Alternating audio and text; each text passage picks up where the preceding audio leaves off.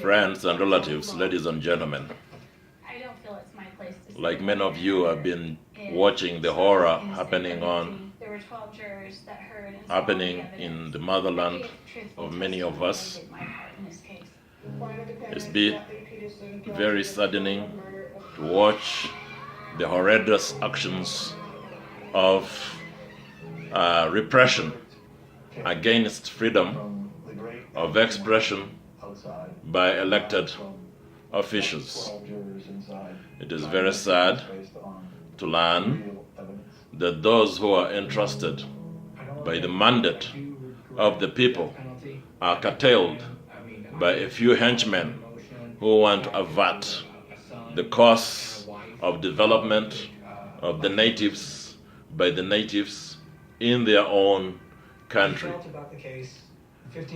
Our members of family, our members of society, our neighbors are horrified by what is happening, and justifiably so. They are frustrated by the lack of facilities that they need to change the status quo. They do not have the financial wherewithal. They do not have the military facilities to change what is happening. They elected officials to try to speak for them as the voiceless. But the officials are being muzzled by a few henchmen. We can only keep hoping that one day things will change for the better. Uganda will rise from the ashes. Uganda will one day be a country that all members of the public, all citizens, and all other people who are entitled to live in Uganda can live peacefully. The times that are happening now are times that are worse than have happened before in the past. The leaders in the past have done mistakes. They have committed atrocities. But this has been the worst example of leadership that we have seen.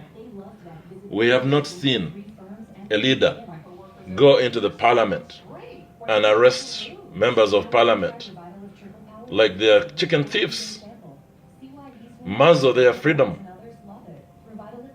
We have not seen a leadership that stays in power for years and years, amasses lots of wealth without developing the nation.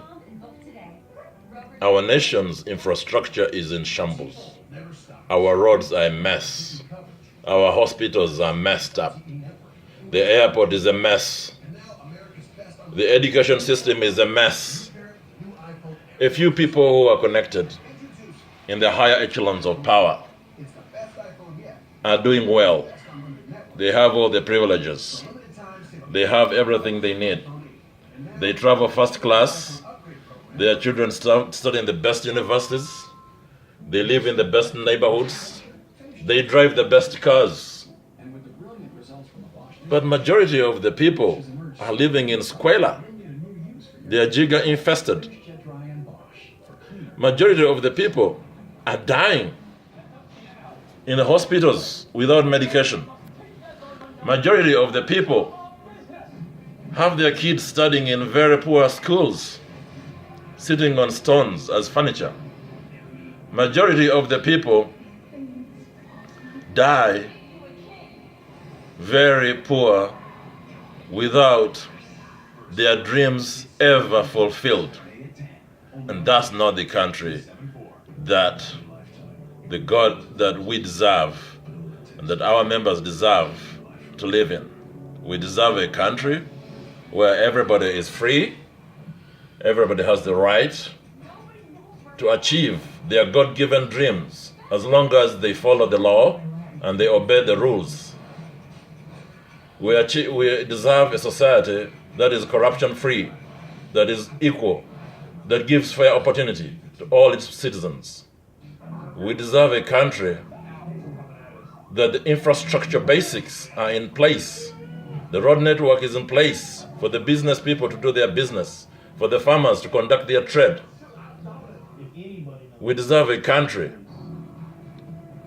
that the hospitals can be used by our expectant mothers and sisters. We deserve a country that the military only protects the borders of the nation and its sovereignty.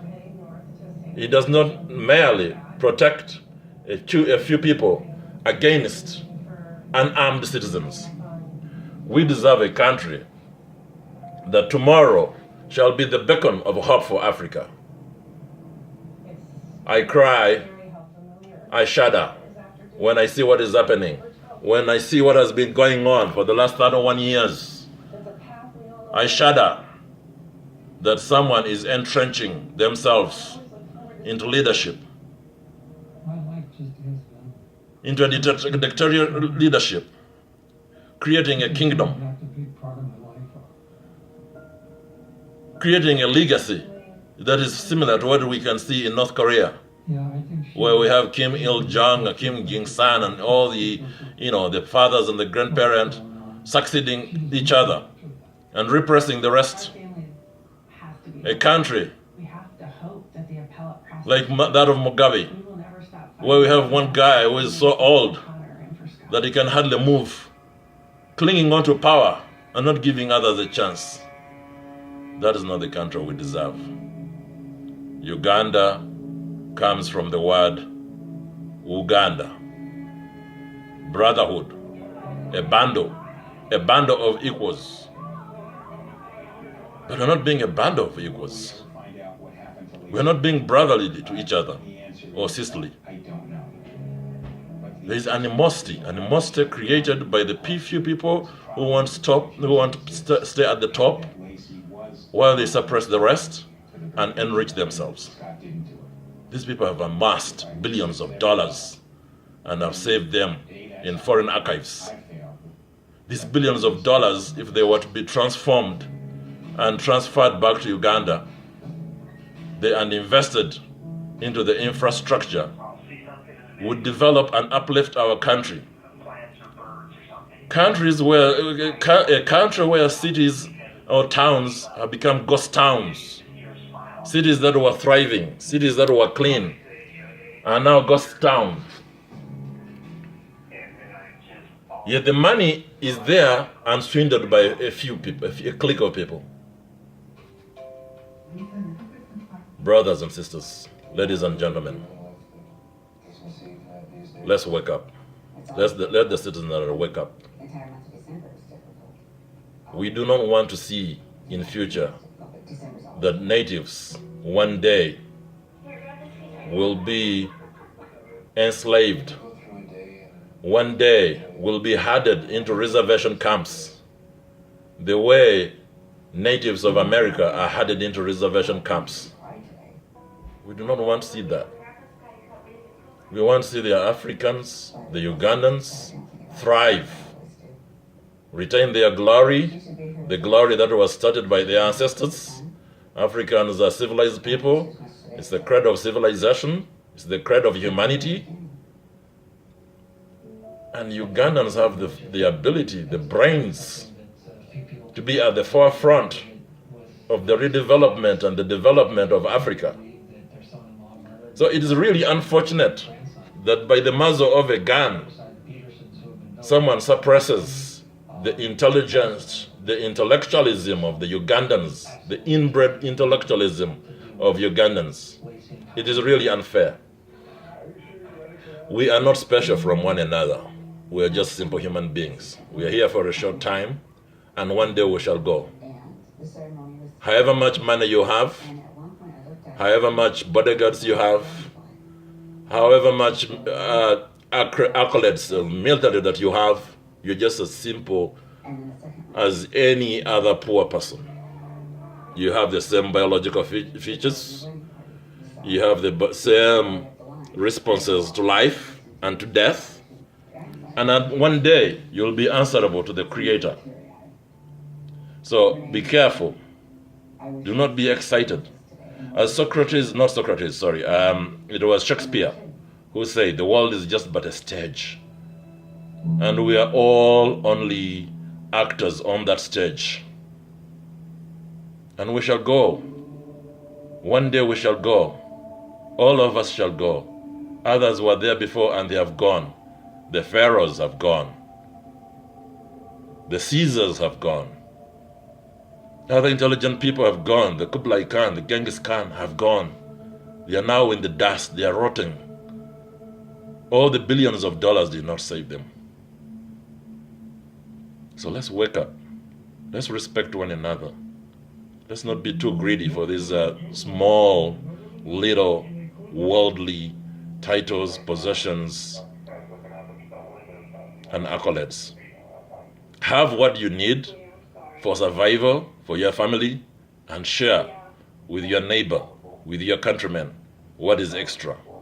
I salute you. May God bless you. May God bless Uganda. May God heal the wounds within Ugandans. May God open the eyes of those that are blind. Amen.